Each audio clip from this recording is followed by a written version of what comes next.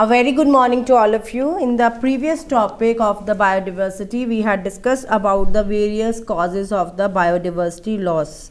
Now we will discuss the various reasons for the biodiversity conservation. Reasons for biodiversity conservation.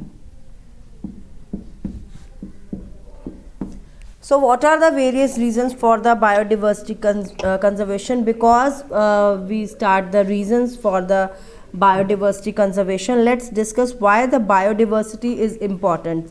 So it is important for the ecosystem health and the survival of the human race on the earth, because I told you कि each and every species is interrelated. In the previous topic, if one of the species is extinct, then the other will also be affected. So for this reason, जो biodiversity है, that is very important for the ecosystem health and for the survival of the human race. So basically there are three main reasons for the conservation of the biodiversity, on the which we can make the following classification or the categories. The first one is the narrow utilitarian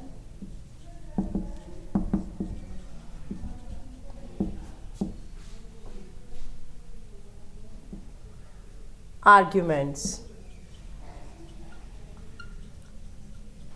So in this type of classification, in this category, human beings derive direct economic benefits from the nature. क्या है कि हमारे पास जो हमें utilitarian means जो हमें products utility के लिए यूजेस के लिए चाहिए होते हैं, तो ह्यूमन बींग्स जो हैं डायरेक्टली और indirectly they derive many economic benefits from the nature, like food है, फायरवुड है, फाइबर है, construction construction material, industrial products और बहुत सारे मेडिसिनली इंपॉर्टेंट प्रोडक्ट्स जो हैं हम जो है अपने इकोसिस्टम से लेते हैं, right, either from the plants और from the animals. More than जो है 25% drugs that are derived from the plant species and about 25,000 species जो है plants की are used by the native peoples as a traditional medicinal. And in India became because of this biodiversity and because of this ancient you can say medicinal values, Ayurveda जो है बहुत ज़्यादा हमारे India में it's famous, and for that purpose we use many of the herbs and the plants for this type for making of this type of medicines. So next is the broadly utilitarian arguments. Now what comes under this category ki biodiversity, they play a major role in maintaining and sustaining the supply of the goods and the services from various species as well as the ecological system. So different जो ecological services है वो हमें क्या provide करते हैं? Most of the important thing is the oxygen. So Amazon forest जो है estimately अगर हम देखें तो दे contribute about 20% of the total oxygen जो हमारे एटमॉस्फेयर में जो अर्थ में यूज़ की जाती है by the process of the photosynthesis. So Amazon forest, सिर्फ अमेजन फॉरेस्ट अकेले ही हमें 20% ऑफ ऑक्सीजन जो है प्रोवाइड करा रही है. इवन द इकोसिस्टम हमारे पास पॉलिनेटर्स लाइक बीज हमें दे रहे हैं, बम्बल बीज हैं, बर्ड्स हैं, बैट्स हैं जो पॉलिनेट करते हैं और पॉलिनेशन के बाद so that they can form the fruits and the seeds which are the basic needs of the all living beings. So aesthetic pleasures जैसे कि बर्ड्स को देखना, spring flowers in full blooming, walking through a thick forest, walking up a bulbul song, बहुत सारे और benefits हैं जो कि हमें अपने नेचर से मिलते हैं. For these all purposes we have to conserve our biodiversity. And third one is the ethical reasons. Now what come under the category of the ethical reasons? Thousands of plants हैं, animals हैं, microbes हैं हमारी अर्थ में which are not useless. तो ये क्या है, इनकी कोई ना कोई इंट्रिंसिक वैल्यूज़ ज़रूर हैं, चाहे इकोनॉमिक वैल्यू हो ना हो, कोई इकोनॉमिक बेनिफिट्स हो ना हो, लेकिन इनकी इंट्रिंसिक वैल्यूज़ हैं। मॉरल ड्यूटीज़ हैं हमारी कि जितने भी लिविंग क्रिएचर्स हैं उनको हम संभाल के रखें, इन प्लांट्स को हम संभाल के रखें, सो डैट हमारा जो फ्यूचर है, यूटिलाइजेशन ऑफ फ्यूचर जनरेशंस, उनको हम अच्छे से एक बढ़िया फ्यूचर दे सकें with having a good biodiversity. Now next is the conservation of the biodiversity. These are the reasons कि क्यों हमें बायोडाइवर्सिटी कंजर्व करनी चाहिए। Now how we can conserve the biodiversity, conservation of biodiversity.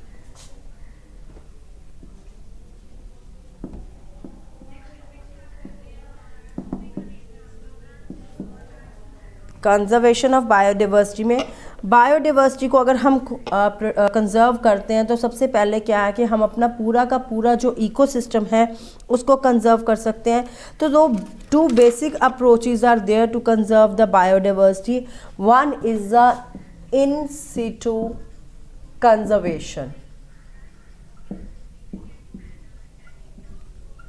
and the second one is the ex situ conservation. So biodiversity जो है हमारे पास, इसको हम टू अप्रोचेस में डिवाइड करते हैं। One is the in situ conservation and while the another one is the ex situ conservation. Now in the in situ conservation it is also known as on site conservation. अब ये जो approach है ये protect करती हैं species को उनके natural habitats में। इसके लिए हमारे पास जो है सबसे पहले है biodiversity hotspots. The very first thing in the in situ conservation is the biodiversity hotspots.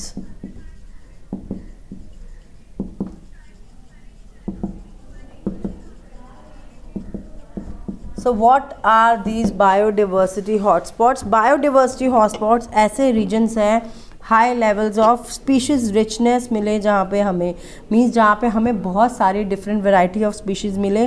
तो एंडेमिक स्पीशीज़ जो हैं, एंडेमिक स्पीशीज़ वो हैं जो they are in the danger, जो ख़त्म होने के कगार पे आ चुकी हैं, are confined only to a limited regions. तो हमारे ऑल ओवर द वर्ल्ड में अगर हम देखें there are 34 hotspots. In India 3 hotspots are there and these are western Ghats, Sri Lanka, Indo Burman and Himalayas.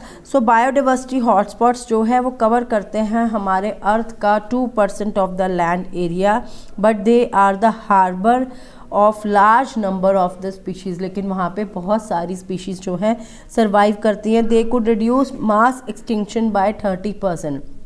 अगर हम बायोडाइवर्सिटी हॉटस्पॉट्स बना लेते हैं कि ये जो पर्टिकुलर एरिया है यहाँ पे ये जो स्पीशीज़ हैं ये ख़त्म होने वाली हैं और उन एंडेमिक स्पीशीज़ को हम उस पर्टिकुलर एरिया में प्रोटेक्ट करते हैं, तो मास एक्सटिंक्शन जो एक साथ बहुत सारी स्पीशीज़ ख़त्म होने का जो डर है वो हमारा 30% तक रिड्यूस हो जाता है। Now next one is the protected areas.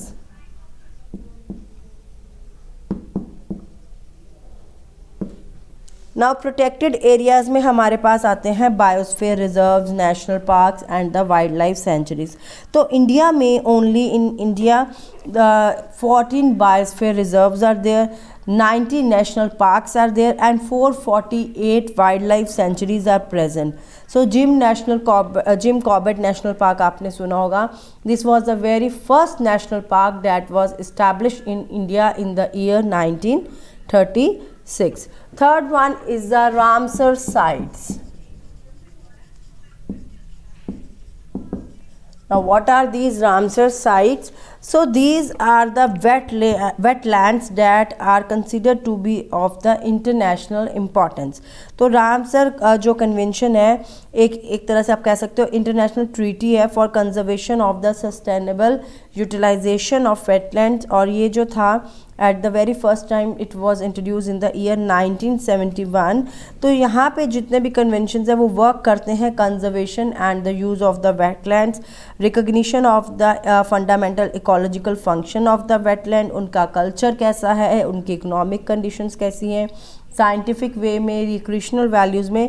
तो ये सारी चीज़ें जो हैं उसके साथ कंसर्न होती है। So there are 26 Ramsar sites in India, और उसमें से कुछ है Ashtamudi wetland in the Kerala, Sambhar lake, Rudrasagar lake, Chilika lake, Bhitarkanika wetlands in the Orissa.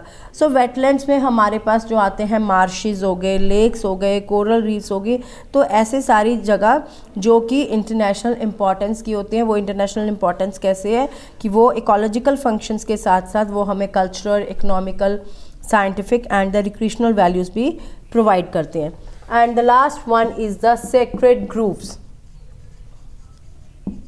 Now what are these sacred groves? तो sacred groves जो है फॉरेस्ट के पैचेस हैं that are set aside for the worship. तो ये क्या है कि जैसे कि ट्राइबल पीपल होते हैं, आपको पता है, तो उनके लिए इन सारी चीज़ों की, फॉरेस्ट वगैरह की बहुत ज़्यादा इंपॉर्टेंस होती है। तो जितने भी ट्रीज़ है, वाइल्ड लाइफ है, उनके किसी प्रोटेक्शन में अगर आते हैं by the tribal people, that are known as the sacred groves. तो बहुत सारे रेयर लेकिन थ्रेटेंड प्लांट्स, जो थ्रेटेंड प्लांट्स हैं जिनको हम कह सकते हैं कि ख़त्म होने के कगार पे हैं, can be found in these regions, यहाँ पे मिल सकते हैं। तो some of the sacred groves जो हैं इंडिया में, they are Khasi and Jaintia hills in Meghalaya, Western Ghat regions of Karnataka and Maharashtra, Ravli hills of the Rajasthan, and then Chanda and Bastar areas of the Madhya Pradesh। तो sacred groves वो places होते हैं, वो forest patches होते हैं जहाँ पे जो tribal people है उनको protect करते हैं, and they use the all the benefits of the particular wildlife and that all the trees present in that particular area. Now next comes the ex situ conservation.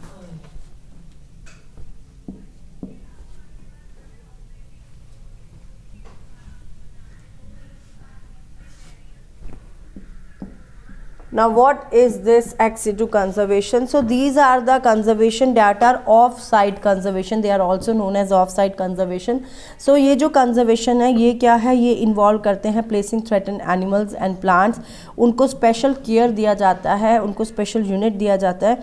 So there are about botanical gardens and zoological parks है जहाँ पे हम ऐसे wild animals को या plant species को protect करते हैं that are have become extant in, उनको हम मेंटेन करके रखते हैं। So in India there are 35 botanical gardens and 275 zoological parks जहाँ पे हम इन स्पीशीज़ को प्रिजर्व करके रखते हैं, उनको प्रोटेक्ट करके रखते हैं। And moreover there are many ways to protect them. One is the cryopreservation. Cryopreservation क्या है कि जैसे हमें पता है कोई भी स्पीशीज़ है वो ख़त्म होने वाली हैं, तो उनको हम प्रिजर्व करके रखते हैं -196 डिग्री पे। ऐसे ही ये टेक्निक है जिसमें हम उनके स्पर्म्स, उनके एग्स, उनके एनिमल सेल्स, उनके टिश्यूज़, उनके एम्ब्रॉयज़, इनको हम स्टोर करके रखते हैं for the long period in the gene bank और इन द सीड बैंक, ताकि whenever we need them तो हम उनको यूज़ कर सके। इस तरह के जो स्पीशीज़ एक्सटेंट होने वाले हैं तो हम उनको आगे बना सकते हैं।